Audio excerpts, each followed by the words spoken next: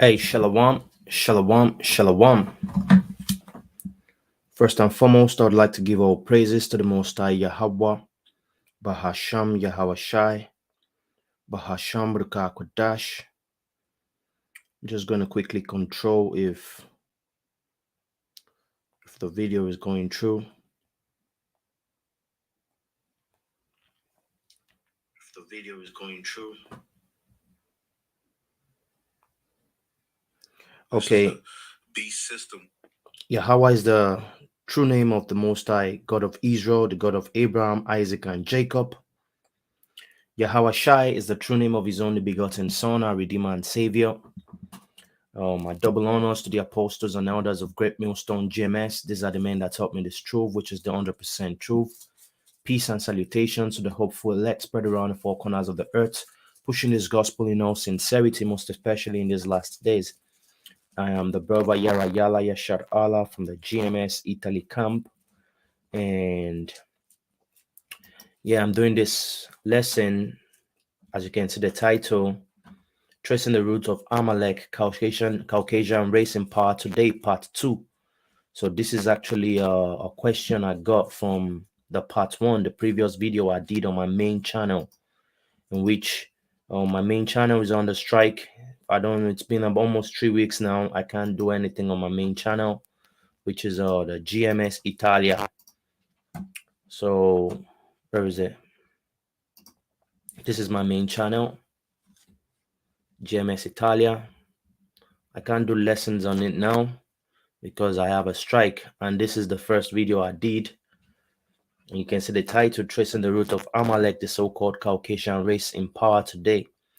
So I got a question from a brother, on the comment to say, thank you, Ak. Can you give the breakdown where Amalek came to convert to Hebrew customs? And I replied, I said, okay, Yahweh Shem Yahushai willing, I'll do a lesson. And he also added, Tawada Ak, looking forward to it. Please, can you explain how Ashkenaz fits into the picture? Now, the first question is how Amalek came to convert to Hebrew customs. It's a simple history. All you just need to do, and this lesson is not going to be long, all you need to do is to check the history of John Hyrcanus. Okay, John Hyrcanus, who was a leader, who was a leader in what do you call it, in the Hasmonean dynasty, okay, during the times of the Maccabees. So this king, a leader of, how should I put it, a ruler, he was a let me see. Let's just read real quick. It says,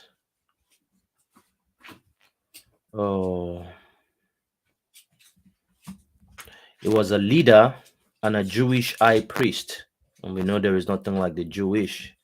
This is the Hebrew Israelite, the Jews, the real Jews. It says, leader and Jewish high priest of the 2nd century BC, born 164 BCE, reigned from 134 BCE until his death in 104 BCE. Okay, so there is something known as the Hasmonean dynasty. This was during the time of the Maccabees. Okay, that's something else, another lesson, another thing you can just check for yourself. So there is something that this man did, this ruler. Okay, he was ruling over Israel at that time. Okay, so there is something, but in particular he did, which added to which replies your question now. So down here, conquest. Okay, just going to read real quick. You can go read everything for yourself. So here it says, Hyrcanus also initiated a military campaign against the Idumeans. And who are the Idumeans? The Idumeans are Edomites, and one of their major family is the family of Amalek, one of their major tribes. Okay, so the Amalekites are Idumeans originally. So he says, Hyrcanus also initiated a military campaign against the Idumean Edomites. During this campaign, Hyrcanus conquered Adora, Maresha, and other Idumean towns. And you can find this in the Antiquities, um, 13,257, I believe the page. Then this is the point. Hyrcanus then instituted forced conversions on the Idumeans to Judaism. Okay, this was an unprecedented move for a Judean leader. And the more you go into the history, there are other other sources. They said he made this move, because he had some war that he wanted. He needed military power. So as he conquered the Idumeans, he needed their number to be part of the Judean military, which is an abomination. We don't go to war with people who are not Israelites.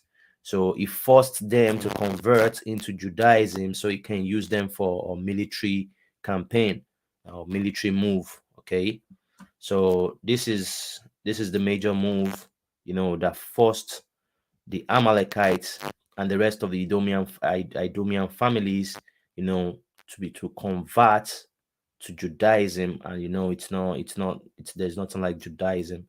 You know, it speaks of our laws to become Hebrew Israelites. In which there is no way you can become a Hebrew Israelite if you're not of the blood of the seed of Abraham, Isaac, and Jacob. Okay, so this is what John Hyrcanus did. We made this move, and there is another way. I always check these informations out. I always go to the Wayback Machine, which that's something I always go back to the Wayback Machine, and the Wayback Machine I already did a video on how to use the Wayback Machine. It takes you to the first text of this information on Wikipedia, because nothing gets cancelled on the internet. Once it's there, it's there. So it says John Hyrcanus.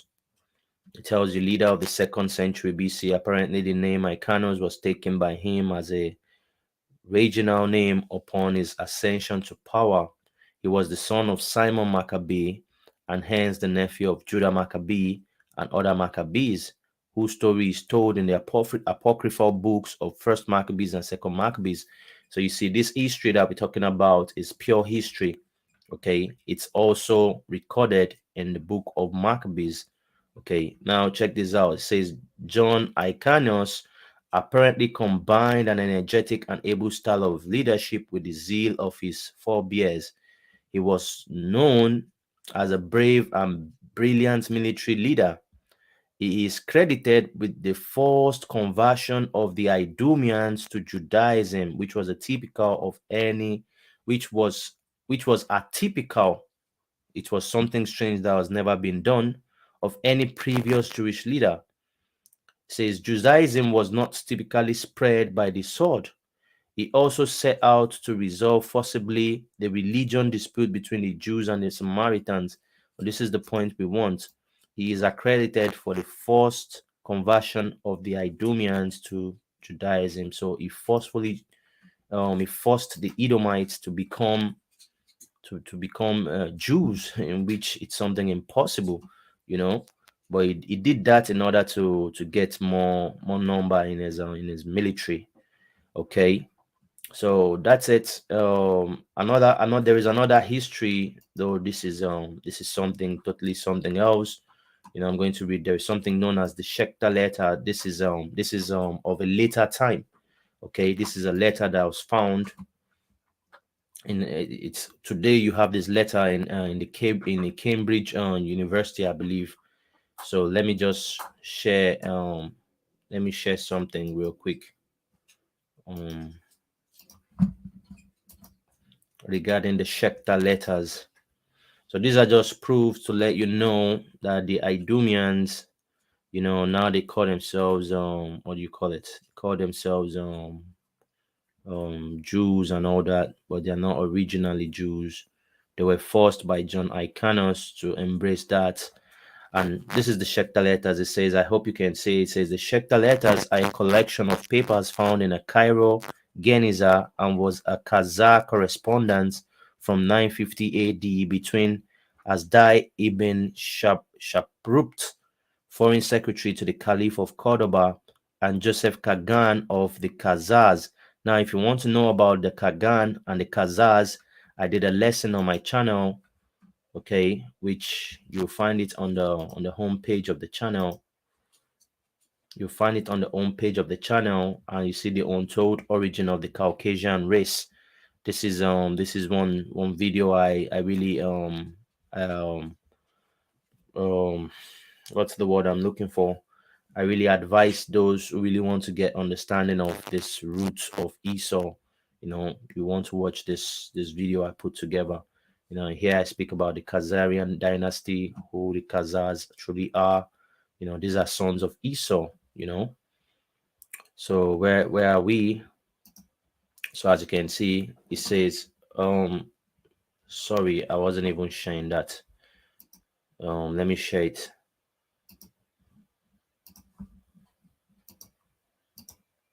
Okay, I was showing you this earlier. If you go on my home page, you find right on the home page, you see the untold origin of the Caucasian race. This is the video I'm speaking about. It's actually there. Or if not, you come here and you type in the untold origin of the Caucasian race. Or if you need it, I can drop the link in the comment section, or I'll rather do like this. I'll drop the link in the live chat now. Share, copy, and I'll drop the link here on the live chat. Okay. That's it. So I was speaking about the Shekta letters. Let's go back to it real quick. So as I said, this is not going to be a long. It's just to respond to brother. It says the Shekta letters are a collection of papers found in a Cairo Geniza and has a Kazakh correspondence from 950 AD between Asdai ibn Sharupt, foreign secretary to the Caliph of Cordoba, and Joseph Kagan of the Khazars. Listen carefully. It gives both an account of the Khazar conversion to Judaism, and these Khazars are Edomites. Okay, you can go watch it, the video I just showed you. This is a later time, after what's after, what do you call it, John Icanos did his own, okay, the Khazar's conversion to Judaism and of its progress in subsequent generation, as well as details of the fall of the Khazar Empire in 969 AD. Okay, so going back to us,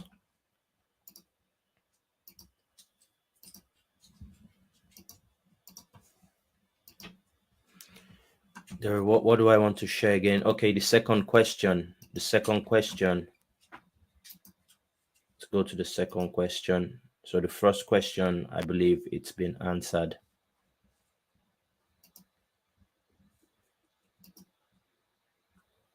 And this is the original video I did, tracing the root of Amalek, the so-called Caucasian race in power today. So you can go watch it to get more understanding of what I'm bringing out here now.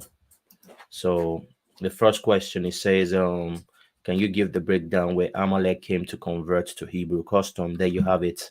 John Icanos, and also during the time of the Khazars, okay, the Shekta letters. It's found in Cambridge, okay. And the second question is Tawada Ark. Looking forward to it. Please, can you explain also how Ashkenaz fits into the picture? Now, speaking of Ashkenaz, the word Ashkenaz is one of the sons of Japhet. Now, if you go to Genesis, the 10th chapter, okay, let's read from verse 1. It says, now these are the generations of the sons of Noah, Shem, Ham, and Japhet, and unto them were sons born after the flood. Now listen, it says the sons of Japhet, Gomer, and Magog, and Madai, and Javan, and Tubal, and Meshech, and Tiras, and the sons of Gomer, Ashkenaz and Ripha and Togama. So one of these the grandsons of Japhet is Ashkenaz, and Ashkenaz Ashkenaz owned he got his portion of the of land. He inherited his own portion of land, and that land is called the land of Ashkenaz. As a matter of fact, if you go to the internet, okay, and you type in Ashkenaz, I just typed in Ashkenaz on modern day map. So what it shows you, it takes you back to Khazaria. You know, we also spoke of Khazaria. Khazaria is the area of the Caucasus, which is the area of Russia. Okay, Ukraine and Russia and Kazakhstan. You know, that's the area of Caucasus, the mountain of Caucasus. Okay, so this land originally belonged to the sons of Japhet. So what happened? The sons of Esau, they took over the land from the sons of Japhet. Okay, but the land itself is known as the land of Ashkenaz. Okay, the land itself is known as the, you see, it just takes you back to Khazaria. You see, you see. So how did the land of how did Ashkenaz come in place? The so-called Jews today, the Amalekites, you know, the false ones, the Amalekites, you know, they know that their origin is from the area of the land of Ashkenaz. Okay, so they know and they claim their origin from the land of Ashkenaz. Okay, but you see, these people are really confused because, you know, now today they claim to be the sons of Judah. They claim to be Jews, in which they also claim that their origin is Ashkenaz because they took over the land of Ashkenaz. Okay, so that's how Ashkenaz came in place. It's not that Ashkenaz is anything. It's that land area that's called Ashkenaz, and it is named after the son of Japhet, because all the land of Japhet right now is being taken over by the sons of Esau. Okay, so that's it. If there is still other questions and something else that's not clear, you know, you can drop a comment. And I think on this comment thread, I'm going to add the link of this video. So I just wanted to bring this out real quick. Hopefully, this lesson was edified through the spirit and power of the Most High, Yahweh, Bahasham, Yahweh Shai, Bahasham, Rukakwadash. My double honors to the apostles and elders of Great Millstone GMS, the men that taught me this truth, which is the 100% truth. Peace and salutations to the hopeful elect spread around the four corners of the earth, pushing his gospel in all sincerity. Shalom. On to the next one. Shalom. And hey, I just wanted to make a quick mention. You can find my videos that I'm doing. I always do live videos, but you know, the spirit has been on us here in Italy to be teaching in Italian because we have lots of people coming in Italian. So we need to feed them lessons in Italian language. So if you go to the home page of this channel, you see I have the GMS Italia 3. That's where you find my lessons. So on to the next one. Shalom.